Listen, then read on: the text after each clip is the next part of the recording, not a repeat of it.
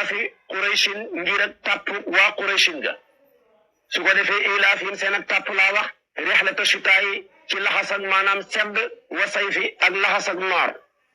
moo tax sama borom ne fal yaxbudu nañu sax dàkk ci jaamu rabba haadal bayti borom nee bii di yàlla allazi borom nee bi nga xam ne atamahum moo leen lexal min juu'in ci xiif wa amanahum moo leen wóoluloo min xawfin ci ragal nañ sax ci jaamu yàlla moomu kon dafa bëgg a wax ne xéewal yi ma leen defal li muy bëri ba bu ngeen ko bëggee lim du sotti wa in taxudu ni'matallahi laa tuxsuha su ngeen bonee ba santu leen ma ci maa ngi leen di ñaan waay ngeen sante ma génn xéewal gi ma leen defal te mooy kaaba gi ma leen sampal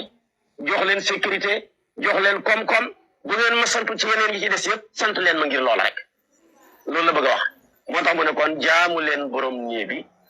santee ko ngir xéewal yu rëy yi mu defal leen su ko defee nag ndax kat xéewal dañuy dafa mel ni rabo àll li ko mën a yeew rek mooy buum gi mën a yeew xéewal gi la yàlla defal tamit mooy sant bu la yàlla joxee xéewal nga bëgg mu sax santal soo bëggee mu dolleeku santal waaye saa yu la jàll dafa lay xéewal sant la rek yow mooma yaay ki xewi xéewal ga yàlla nag moo tax mu ne la in shakartum la azidannakum wallahi waat naa ne su ngeen ma santee ma dolli leen noppi ca sax ga ndax loo dégg muy dolleeku dafa sax balaa dara mën a dolleeku koy day fekk la muy dolleeku nekk fa